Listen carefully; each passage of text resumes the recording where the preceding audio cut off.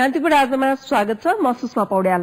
नेपालको एकमात्र अन्तर्राष्ट्रिय विमानस्थलमा यात्रुका सामान हराएका घटना बेला बेलामा सुनिन्छन्, तर त्रिभुवन अन्तर्राष्ट्रिय विमानस्थल प्रशासनले यस बारेमा गम्भीरता नदेखाएको गुनासो आउँछ। कतिपय अवस्थामा सामान हराएको दोष विमानस्थलका कर्मचारी र सुरक्षाकर्मीलाई पनि लाग्ने गरेको छ। आज हामीसँग त्रिभुवन अन्तर्राष्ट्रिय विमानस्थल र यात्रुको सामान हराएको विषय छ। त्यस्तै मध्य पहाड़ी लोकमार्ग अन्तर्गत कोशी नदीमा 13 वर्षसम्म पनि पुल निर्माण कार्य नसकिएको विषय पनि हामीसँग छ। सुरुमा आजका सामग्रीको यो झलक।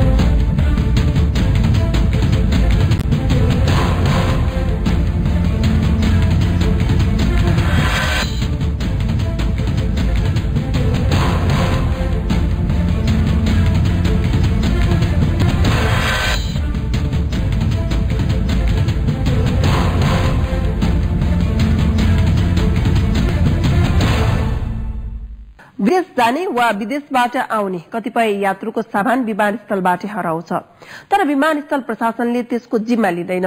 आजको विषयको शुरूआत यही प्रसंगबाट गरौं। विमानस्थलमा यात्रु आइपुगेका हुन्छन्, तर सामान भने आउँदैन।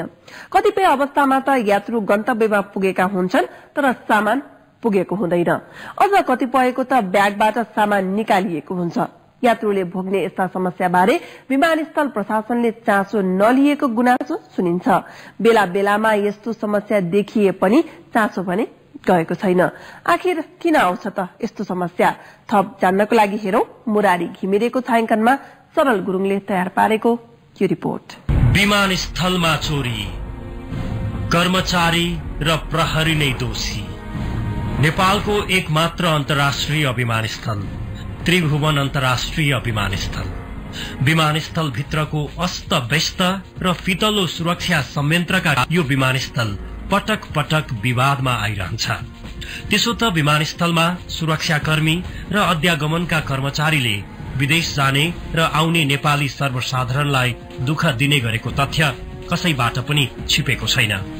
यति भनेपछि विमानस्थल भित्रको अर्को वास्तविकता पनि सार्वजनिक भइरहेको छ। त्यो हो चोरी। विमानस्थल परिसरमा लस्ट एन्ड फाउन्ड शाखा छ। नेपाल वायु सेवा निगमको यो शाखामा दैनिक कम्तीमा 2 वटा उजुरी पर्छन् सामान हराएको।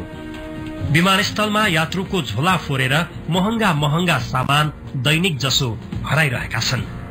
काठमाडौँ आइपुग्दाखेरि मेरो 3टा आइफोन 4S र एउटा आइप्याड 3 अनि मेरो चाहिँ लगेज चाबी टुटेको छ। चाबी कसरी टुट्यो भन्दाखेरि यो युएसमै खोलेको भनेर चाहिँ कर्मचारीहरूले त्यस्तो जवाब दिइदियो। यी यात्रु गत हप्ता अमेरिकाबाट आएका हुन्। सामान हराएपछि यी यात्रुले उडान भरेको टर्किश एयर, विमानस्थल प्रशासन र प्रहरी सबैतिर जानकारी गराए, तर कतैबाट चित्त बुझ्दो सहयोग भएन। सबै निकाय एक अर्कालाई देखाएर पन्छिए। कसैले पनि सहयोग गरेन। उहाँहरूको सबैको एउटै चाहिँ शब्द छ, यो चाहिँ अमेरिकामै खोल्या हो, यहाँ खोल्या हुन्न भने। अनि एकजना कर्मचारीले चाहिँ मलाई भने कि तपाईको खोलेको ठाउँमा चाहिँ अनि त्यो चिठी राखेको हुन्छ भने, अनि चिठी देखाउनुहोस् भन्दा पनि चिठी पनि छैन, केही पनि छैन। यो खोलेको यही हो, मेरो 100% मलाई स्योर छ। सामान हराएका सबै यात्रुको नियति यस्तै हुन्छ। त्रिभुवन विमानस्थलमा यात्रुको झोलाबाट बढी मात्रामा महँगा महँगा मोबाइल, क्यामेरा, ट्याब्लेट, आइप्याड हराउने गरेका छन्। कड़ा सुरक्षा घेरा अनि सुरक्षाकर्मी र कर्मचारीलाई मात्रै प्रवेशको अनुमति दिइएको विमानस्थलभित्र कसले चोरी गर्छ यात्रुका सामान? यो प्रश्न अनुत्तरित छ। तर विमानस्थल स्थित गोप्य स्रोत, विमानबाट सामान झार्ने कर्मचारी र प्रहरीको मिलेमतोमा यात्रुका सामान चोरी हुने दावी गर्छ। विमानस्थल स्थित नागरिक उड्डयन प्राधिकरणका स्रोत तथा ग्राउण्ड ह्यान्डलिङको जिम्मा पाएका नेपाल वायु सेवा निगमको उच्च स्रोत पनि प्रहरी र सामान झार्ने कर्मचारीकै मिलेमतोमा सामान चोरी हुने दावी गर्छन्। आखिर कसरी हुन्छ त चोरी? विमानस्थल भित्र र बाहिर जताततै 190 वटा सीसी क्यामेरा जडान गरिएको छ। ती क्यामेराले 24 घण्टा निगरानी गर्छ। विमानबाट सामान ओह्राल्ने स्थानदेखि सामान ल्याउने तथा सामान पठाउने बेल्टसम्मै पनि सीसी क्यामेराले निगरानी गरिरहेको हुन्छ। यी सबै ठाउँमा नेपाल प्रहरीका वर्दीधारी सुरक्षाकर्मी तैनाथ गरिएको छ। तर पनि यात्रुको सामान चोरी हुन्छ। तर कहाँ र कसरी? स्रोतका अनुसार चोरी विमानस्थल भित्र नभई वनमै हुने गरेको छ। विमान ल्याण्ड गरेपछि ग्राउण्ड ह्यान्डलिङका कर्मचारी सामान निकाल्न विमानको होलमा छिर्छन्, जहाँ सीसी क्यामेराको निगरानी हुँदैन। उनीहरूले निर्धक्क भएर यात्रुको झोला छानी छानी फुटाउने गरेका छन्। स्रोतका अनुसार जिपरमा मसिनो सिङ्का वा कलमको टुप्पा छिराएर झोला खोल्ने र चोरी गरिसकेपछि बन्द गरिदिने गरिएको छ। दिनमा भन्दा रातमा विमानको चाप बढ़ी हुने समयमा बढ़ी चोरी हुने गरेको देखिन्छ। ह्यान्ड क्यारीलाई लगेजमा पठाउँदा चोरी हुने सम्भावना बढ़ी हुने गरेको छ।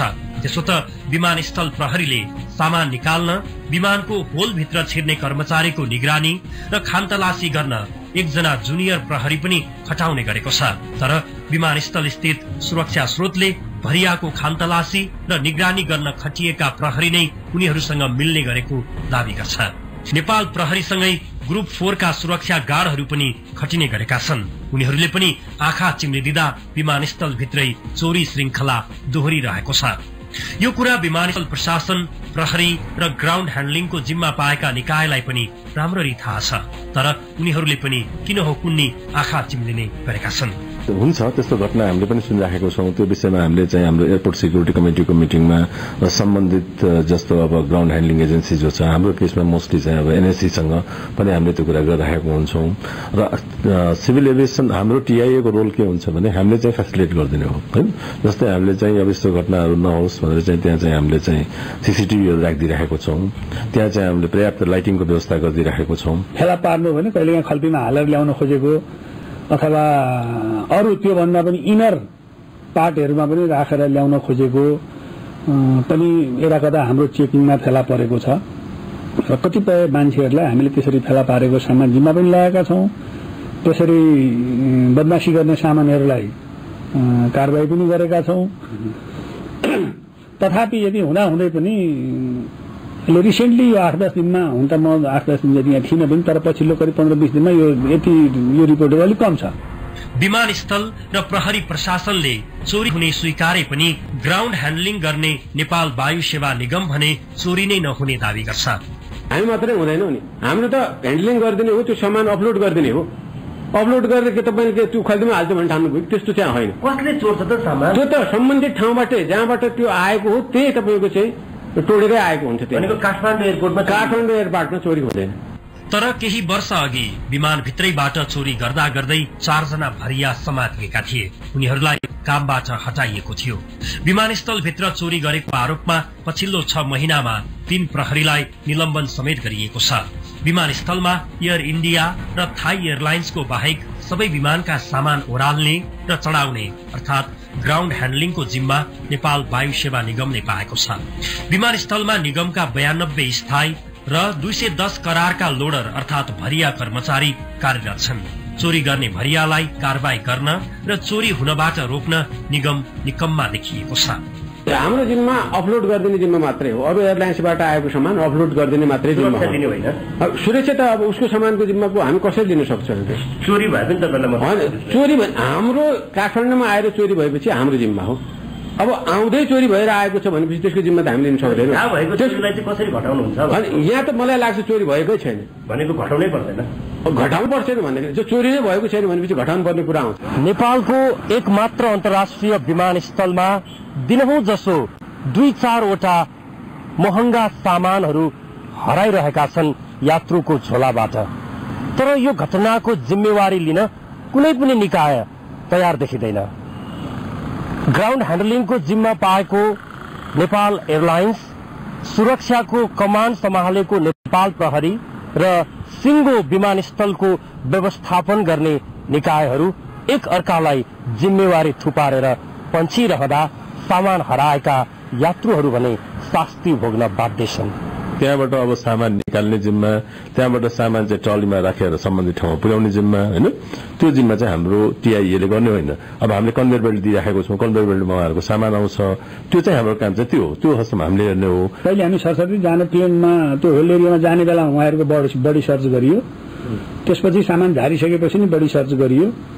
कथन गरेर हाम्रै मान्छेले पनि कहीँ मिस्टेक पो गरे कि अथवा कहीँ उनीहरूले पनि ध्यान पुर्याउन सकेनन् कि भनेर अलिक क्रस चेक गर्ने हिसाबले ओपनली पब्लिकली नै मान्छेलाई पनि हामीले चेक गर्दिन पनि सुरु गर्यौं कि यसमा अलिकति गुनासोहरू पनि आएका छन् अहिले हामीलाई चाहिँ ज्यादै अविश्वास गरियो हामीले त्यस्तो केही गर्थेनौं एक दुईजना कसैले केही गरेको बरु त्यसलाई आइडेन्टिफाई गरिदियो हुन्थ्यो भन्ने कुराहरू गर्नुहुन्छ तर पर्टिकुलर कुनै एउटै मान्छेलाई यसैले गर्छ भन्ने थाहा पाएको भए त त्यसलाई उहाँहरूलाई अनुरोध गरेर हामी तपाईहरु यो मान्छेलाई नराख्नुस् नै भन्थ्यौं विमानस्थल प्रशासन प्रहरी र वायु सेवा निगम बीचको समन्वय नहुँदा तल्लो तहका कर्मचारी र प्रहरीले मिलेमतोमा चोरी गर्न सफल भएका हुन् त्यसैले सबै निकायको संयुक्त प्रयासमा चोरी नियन्त्रण गर्न जरुरी छ सबै निकायहरू आफ्नो जिम्मेवारीबाट पन्छिरहेका बेला आफ्नो सामानलाई सुरक्षित राख्ने हो भने तपाई यात्रुहरू नै सचेत हुन जरुरी छ आफ्ना महँगा र महत्वपूर्ण सामानहरू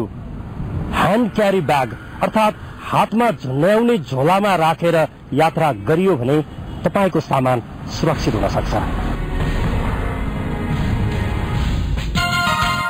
हुन त अन्य मुलुकका विमानस्थलमा पनि यदाकदा यस्ता समस्या नआउने होइनन् तिनको समाधानको लागि गम्भीर चासो पनि राख्ने गरिएको हुन्छ हाम्रो नेपालमा एकमात्र अन्तर्राष्ट्रिय विमानस्थल छ त्यसमा पनि बेला बेलामा यात्रुको सामान हराउने घटनाले विमानस्थल सधैँ विवादित बन्ने गरेको छ अझ विडम्बना के छ भने सामान हराउनुको दोष कर्मचारी र सुरक्षा कर्मीलाई लाग्ने गरेको छ अन्तर्राष्ट्रिय विमानस्थलको गरिमालाई उँचो राख्न पनि यस्ता विवाद सधैँको लागि